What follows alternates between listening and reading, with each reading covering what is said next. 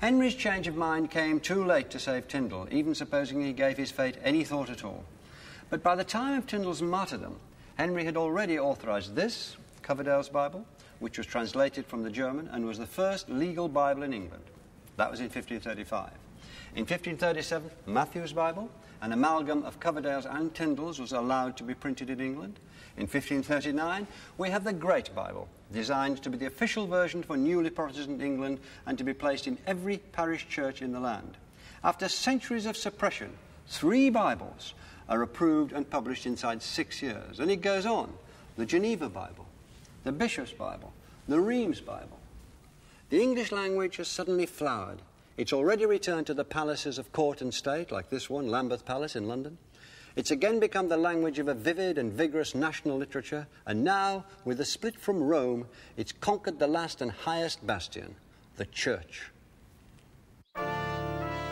It was the spirit of Protestantism that the Bible be available to everyone.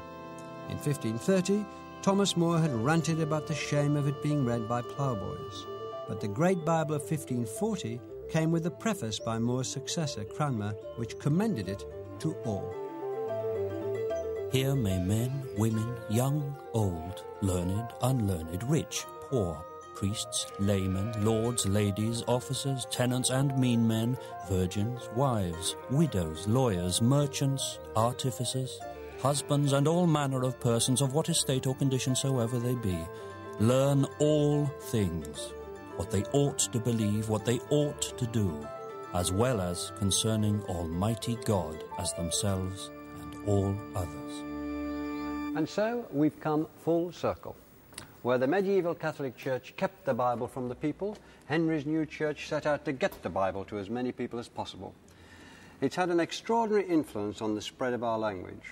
By the end of the 16th century, there were so many competing versions that King James I ordered a standardized version, which we now know as the King James Bible of 1611. The writers drew on all the previous versions, but mostly on Tyndale's. Interestingly, they made no attempt to update the language that was now 80 years old. So even though by 1611 English had undergone further revolution, the King James translators would still use ye sometimes for you, as in ye cannot serve God and mammon, even though nobody said ye in common speech anymore. They used thou for you, gat for got, spake for spoke, and so on.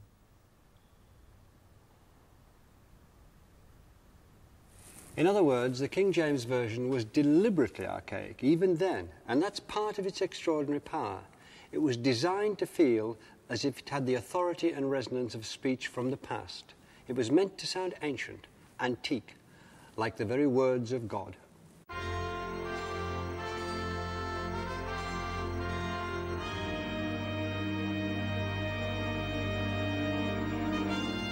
And above all, the men who made this version listened to their final drafts being read aloud over and over again, and altered them accordingly, so that they had the right rhythm and balance.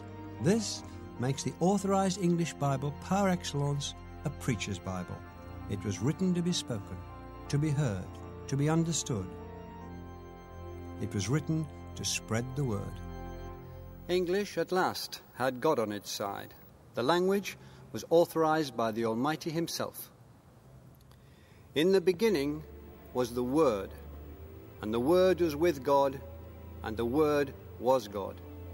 The same was in the beginning with God. All things were made by him, and without him was not anything made that was made. In him was life, and the life was the light of men. And the light shineth in darkness, and the darkness comprehended it not. And the Word was made flesh, and dwelt among us,